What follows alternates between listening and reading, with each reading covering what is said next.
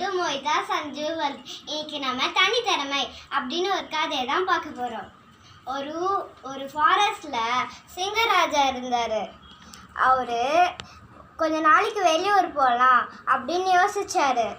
அப்போ யார் ராஜாவாக இருப்பா அப்படின்னு சொல்லிட்டு புலிக்கிட்ட போய் நீ தான் இனிமேட்டு ராஜா அப்படின்னு சிங்கராஜா சொன்னார். இப்போது புலி ராஜாவாயிடுச்சு. உடனே சிங்கக்குட்டிக்கிட்ட போய் நீ தான் இனிமேட்டு படை தளபதி அப்படின்னு சொல்லிட்டு கத்தியை கொடுக்குறாரு. சரிங்க மன்னா அப்படின்னு சொல்லிட்டு படை தளபதியை இது ஒத்துக்குச்சு. அப்புறம் 2 பேரும் ஒரு ஆந்தைக்கிட்ட போகிறாங்க.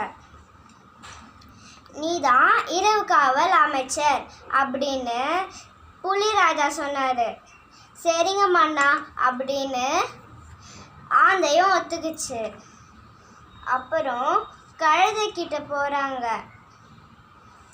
உன்னோட வேலை என்ன ஆகுதுன்னா அப்படின்னு சொல்லும் போது ஒரு கரடி வந்துச்சு. இருங்க, இது ஒரு சோம்பேறி, அதனால் இதுக்கிட்ட என்ன பொறுப்பு கொடுத்தாலும் ஒழுங்காக செய்யாது அப்படின்னு சொல்லிச்சு. அப்புறம் இந்த ஆமையும் முயலும் இருக்குதே அது கூட எதுக்கும் ஒத்து வர மாட்டாங்க அப்படின்னு சொல்லிச்சு. இந்த ஆமை இருக்கே எல்லா வேலையும் பொறுமையாக செய்யும். அப்புறம் இந்த முயல் எந்த பார்த்தாலும் பயந்து ஓடினே இருக்கும். அப்போது புலி ராஜா சொல்கிறாரு, வாயை மூடு. அப்புறம் ஆமைக்கிட்ட போகிறாரு, நீ சமையல் செய், எல்லா சாப்பாடும் பொறுமையாக செஞ்சால் தான் சுவையாக இருக்கும் அப்படின்னு சொன்னார். அப்புறம் முயல்கிட்ட போயிட்டு நீ தான் பொருட்களை சேமிக்கணும் அப்படின்னு சொன்னார். 2 பேரும் ஓகேன்னு சொல்லிட்டாங்க.